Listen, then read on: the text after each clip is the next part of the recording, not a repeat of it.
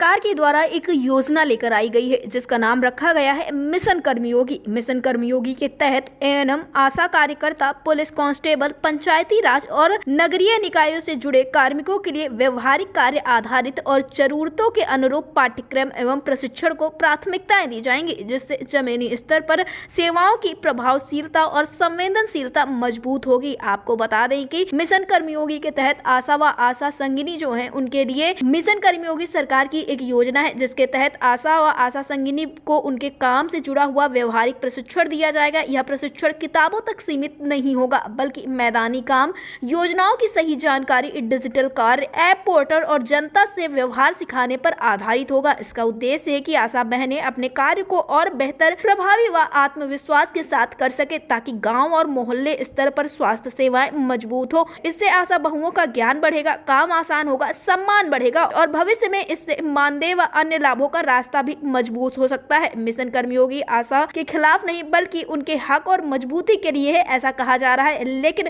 सबसे बड़ी बात यह है कि उत्तर प्रदेश में आशा बहुएं जो कि लंबे समय से तमाम तरह के कार्यक्रम करती हुई नजर आ रही है, उनके भविष्य के लिए सरकार कभी कोई योजना लेकर आ रही है तो कभी कोई ऐप लेकर आ जा रही है, लेकिन उनके मानदेय को लेकर अब भी सरकार कोई बात करती हुई नजर नहीं आ रही है। लंबे समय से जो आशा बहुएं हैं, आशा संगिनी है, उनका यही कहना है कि उनके मानदेय में बढ़ोतरी की जाए, उन्हें राज्य कर्मचारी का दर्जा दिया जाए। लेकिन वक्त बीतता हुआ चला जा रहा है और कभी सरकार कोई ऐप लेकर आती है तो कभी किसी पोर्टल पर रजिस्टर कराया जाता है, यहाँ तक कि प्रशिक्षण देने की भी बात कही जाती है। लेकिन उनकी जो मुख्य समस्या है उसको लेकर न जाने सरकार कोई कदम क्यों नहीं उठा रही है। जैसा कि आपने कल ही देखा कि बीते कल राजधानी लखनऊ के साथ साथ हर एक जिले में मंडलायुक्त के कार्यालय पहुंचकर आशा बहुओं के द्वारा ज्ञापन पत्र सौंपे गए, अपनी नाराजगी को जाहिर किया गया, लेकिन फिर भी सरकार की तरफ से इनकी बातों को नहीं सुना गया है। एक लंबा अंतराल बीत चुका है और इनके द्वारा लगातार हड़ताल की जा रही है। इस हड़ताल को देखते हुए भी सरकार की तरफ से कोई कदम नहीं उठाया जा रहा। राजधानी लखनऊ के विधानसभा से लेकर के सतीश महाना के आवास तक इन आशा बहुओं ने अपनी गुहार लगाई, अपनी आवाज को बुलंद किया। न जाने कितनी बार शासन प्रशासन के अधिकारियों से मुलाकात की,